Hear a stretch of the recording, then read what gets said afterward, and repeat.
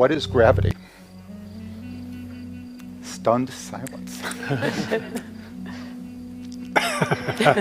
Any order? No, just jump in, please. I wish we really knew. So, I mean, we can certainly, it's easy enough to describe properties of gravity. It's easy enough to describe theories of gravity. We've had two marvelous theories. But what is, for somebody like me, raises the question marks and not the answers that we already know. So in a deep sense, we don't think we know the answer to that.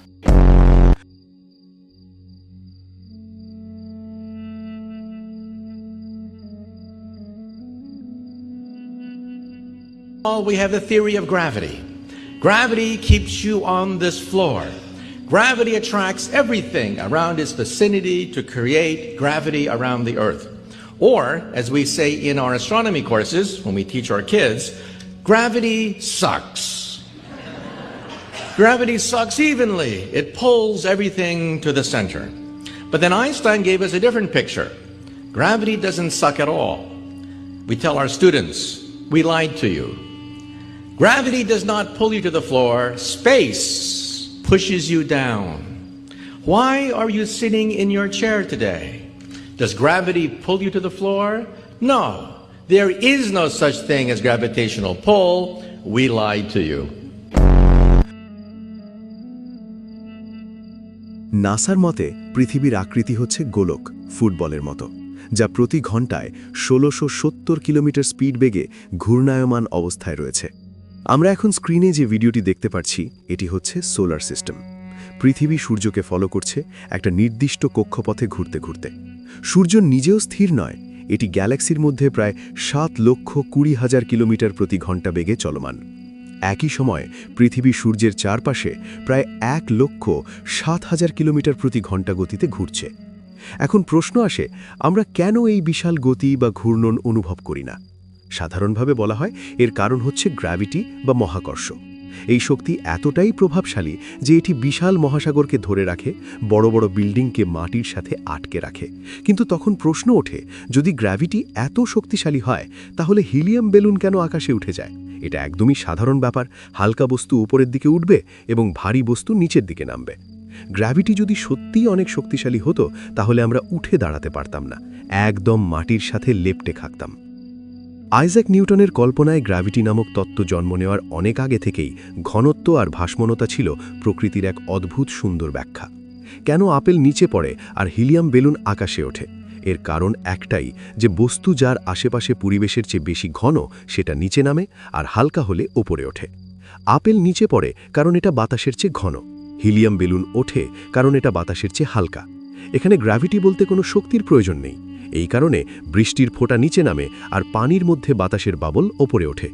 সব কিছু তার আপেক্ষিক ঘনত্ব অনুযায়ী ওঠে বা নামে, যতক্ষণ না তা তার ভারসাম্য অবস্থানে পৌঁছায়। তাই একটা ছোট পাথর সাগরের তলদেশে ডুবে যায়, আর বিশাল বিশাল ক্রুজ জাহাজ বা এয়ারক্রাফট ক্যারিয়ার পানির ওপরে ভেসে থাকে। কারণ ছোট পাথর যদিও আকারে ছোট, কিন্তু এর ঘনত্ব পানির চেয়ে বেশি, তাই ডুবে যায়। আর বিশাল জাহাজের ভলিউম অনুযায়ী তার ঘনত্ব পানির চেয়ে কম, তাই সেটা ভেসে থাকে। নিউটন যদি তার আপেলটা পানিতে পড়তে দেখত, তাহলে বুঝত আপেলটা বাতাসের চেয়ে ঘন বলে সেটা পড়ে গেছে, কিন্তু পানির চেয়ে হালকা বলে সেটা পানিতে ভেসেছিল। এই ছিল প্রকৃতির সহজ ও সুন্দর নিয়ম, যা মানুষ শতাব্দীর পর শতাব্দী ধরে বুঝে আসছিল।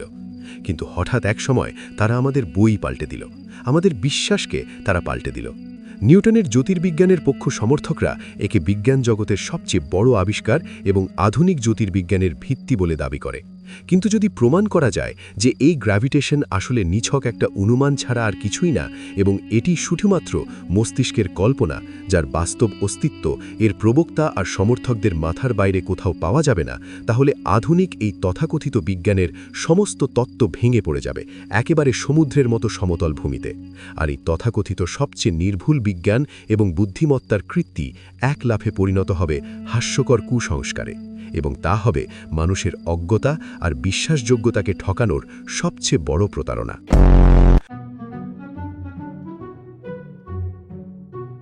Now, one thing I really want your generation to embrace is that the Earth is a closed system. We cannot leave the earth. There's no place to go. There's no place to throw your trash. কিরে ভাই, পৃথিবী কিভাবে close system হয়? সারা জীবন দেখলাম ওরা স্পেসে astronaut পাঠাচ্ছে, এরা নাকি মার্সেও যাবে। তাহলে কি সব মিথ্যা? তাহলে বাংলাদেশের ইলন মাস্ক ওরফে কাউলিন ভাই যে কি সব ছবি তুলে, এগুলো কি? চলেন দেখে আসি তাহলে।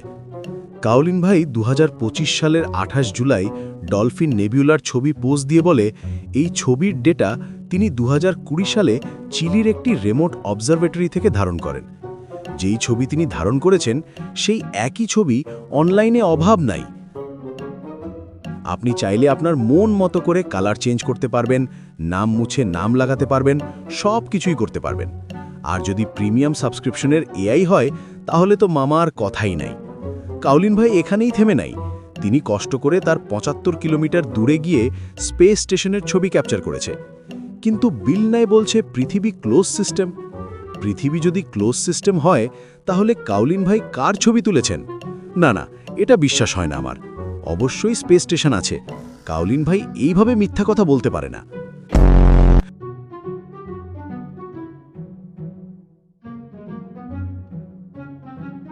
This is fascinating. I remember very clearly, I think anybody who was alive at the time does. I remember my parents waking me up and we went down and we watched you guys land on the moon, No, which you was didn't. No, you didn't. what? Because there wasn't any television. There wasn't anybody taking a picture. You watched animation. So you associated what you saw with. I have very hazy memories. I know. Well, no, but what we saw was we all were gathered around the old curved you top heard radio me and listened. talking about, how many feet we were going to the left and right, and then I said, contact light, engine stop. was And a few other exciting. things, and then Neil said, Houston, Tranquility Base, the Eagle has landed. This was Man, how about that? that was very exciting. Not a bad line. Yeah. এটা কোনো কথা? বিল নাই বলছে পৃথিবীকে close system, আর বাজ অ্যালড্রিন, যে কিনা নীল আর্মস্ট্রংয়ের সাথে চাঁদে হেঁটেছিলেন, তিনি বলছেন আমরা কার্টুন দেখেছি। তার মানে তারা চাঁদে অবতরণ করে নাই। এটা কিভাবে সম্ভব? আমরা তো দেখলাম পেপার পত্রিকাতেও মুন ল্যান্ডিংয়ের ব্রেকিং নিউজ ছাপানো হয়েছিল। এমনকি আমরা ফুটপ্রিন্টও দেখতে পেয়েছিলাম এবং তাদের স্পেস স্যুটও দেখলাম। ওয়েট আ মিনিট, দেখি ফুটপ্রিন্টটা আবার। এইবার স্পেস স্যুটের ফুটপ্রিন্ট দেখি। What the father! তাহলে ওয়ার্নার ভন ব্রন কি কারণে প্রাউড ফিল করল মুন ল্যান্ডিং নিয়ে? আচ্ছা, তিনি তো মারা গিয়েছেন। ওয়েট আ মিনিট, 1977-এর নিচে সামস 19:1 দিয়ে কি বোঝাচ্ছে? Wait, what? The heavens declare the glory of God and the firmament showeth his handiwork. এর মানে হচ্ছে আকাশমণ্ডল ঈশ্বরের মহিমা ঘোষণা করে এবং এই নভমণ্ডলও অর্থাৎ ফার্মামেন্ট তার হস্তশিল্পের পরিচয় দেয়। ওয়েট, এখানে বলছে আকাশমণ্ডল ঈশ্বরের মহিমা ঘোষণা করে। কোরআনে সূরা আল হাদিদ আয়াত নাম্বার 1-এও একই কথা আল্লাহ বলেছেন। سبح لله ما في السماوات والأرض وهو العزيز الحكيم। আকাশ মণ্ডলীয় পৃথিবীতে যাহা কিছু আছে সবই আল্লাহর পবিত্রতা ও মহিমা ঘোষণা করে। তিনি পরাক্রমশালী, প্রজ্ঞাময়। কিন্তু সামস 19:1-এ বলেছেন ফার্মামেন্টের কথা, আর আল্লাহ তো বলে নাই ফার্মামেন্টের কথা। ওয়েট, আল্লাহ সূরা আম্বিয়া আয়াত নাম্বার 32-এ বলেছেন وجعلنا السماء سقفا محفوظا وهم عن آياتها معرضون। এবং আমি আকাশকে করিয়াছি সুরক্ষিত ছাদ, কিন্তু উহারা আকাশস্থিত নিদর্শনাবলী হইতে মুখ ফিরে আলয়। আল্লাহ আরও বলেছে يا معشر الجن والإنس إن استطعتم أن تنفذوا من أقطار السماوات والأرض فانفذوا لا تنفذون إلا بسلطان। হে জিন ও মনুষ্য সম্প্রদায়, আকাশ মণ্ডলীয় পৃথিবীর সীমা তোমরা যদি অতিক্রম করিতে পারো, অতিক্রম করো, কিন্তু তোমরা অতিক্রম করিতে পারিবে না সনদ ব্যতিরেকে। ভাই, আল্লাহর আয়াত বুঝতে হলে হাদিস আর তাফসির লাগবে। খালি আন্দাজে কথাবার্তা বললেই হয় না। আর তাছাড়াও আপনার কাছে ফার্মামেন্ট বা ছাদ যাই বলছেন তার কোনো বাস্তবিক প্রমাণ আছে? অবশ্যই আছে। তাহলে চলুন বাস্তবিক প্রমাণ দেখে আসি। সিভিলিয়ান স্পেস এক্সপ্লোরেশন টিম 17 মে 2004 সালে প্রথম অপেশাদার দল হিসেবে একটি রকেট মহাকাশে পাঠায়, যা তাদের গো ফাস্ট রকেট 115 কিলোমিটার অর্থাৎ 72 মাইল পর্যন্ত পৌঁছায়।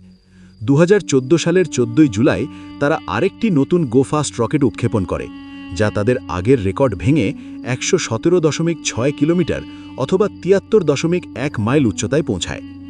এখন আপনারা ভালোভাবে লক্ষ্য করুন এবং শব্দ শুনুন, রকেটটি কিভাবে বাড়ি খেয়ে আটকে যায়।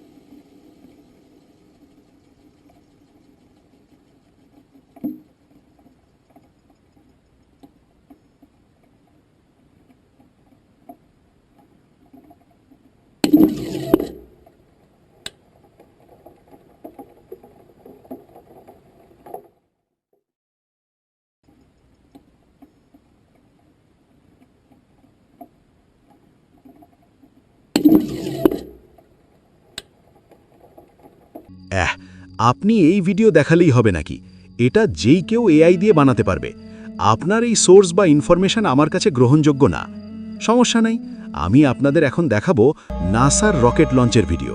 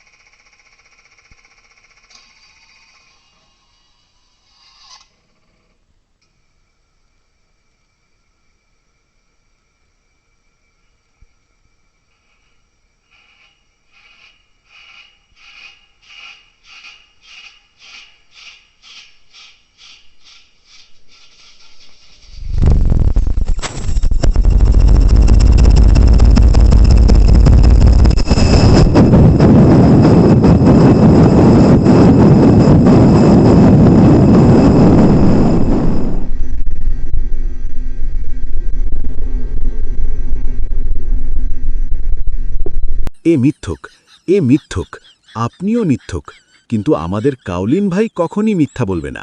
তিনি যেহেতু নিজের চোখে স্পেস স্টেশন দেখেছে, তার মানে আছে। আর ভাই, আপনি মানুষকে বিভ্রান্ত করছেন। আপনি কোরআনের আয়াত দিয়ে ভুলভাল বুঝিয়ে মানুষকে বিভ্রান্ত করছেন। আমি বিভ্রান্ত করছি না, আমি বলছি কোরআনকে সহজভাবে দেখতে, কারণ আল্লাহ বলেছেন সূরা আল কামার আয়াত নাম্বার 17-তে, وَلَقَدْ يَسَّرْنَا الْقُرْآنَ لِلذِّكْرِ فَهَلْ مِن مُّدَّكِرٍ। কুরআন আমি সহজ করিয়া দিয়েছি উপদেশ গ্রহণের জন্য, অতএব উপদেশ গ্রহণকারী কেহ আছে কি? আর যারা আল্লাহর এই সহজ কিতাবকে বিকৃত করেছে, তাদেরকে আল্লাহ সূরা আল বাকারা আয়াত নাম্বার 78 এবং 79-তে বলেছেন, وَمِنْهُمْ أُمِّيُّونَ لَا يَعْلَمُونَ الْكِتَابَ إِلَّا أَمَانِيَّ وَإِنْ هُمْ إِلَّا يَظُنُّونَ। তাহাদের মধ্যে এমন কিছু নিরক্ষর লোক আছে যাহাদের মিথ্যা আশা ব্যতীত কিতাব সম্বন্ধে কোনো জ্ঞান নাই, তাহারা শুধু অমূলক ধারণা পোষণ করে। فَوَيْلٌ لِّلَّذِينَ يَكْتُبُونَ الْكِتَابَ بِأَيْدِيهِمْ ثُمَّ يَقُولُونَ هَذَا مِنْ عِندِ اللَّهِ لِيَشْتَرُوا بِهِ ثَمَنًا قَلِيلًا فَوَيْلٌ لَّهُم مِّمَّا كَتَبَتْ أَيْدِيهِمْ وَوَيْلٌ لَّهُم مِّمَّا يَكْسِبُونَ। সুতরাং দুর্ভোগ তাহাদের জন্য যারা নিজ হাতে কিতাব রচনা করে এবং তুচ্ছ মূল্য প্রাপ্তির জন্য বলে, ইহা আল্লাহর নিকট হইতে। তাহাদের হাত যাহা রচনা করিয়াছে তাহার জন্য শাস্তি তাহাদের, এবং যাহা তাহারা উপার্জন করে তাহার জন্য শাস্তি তাহাদের।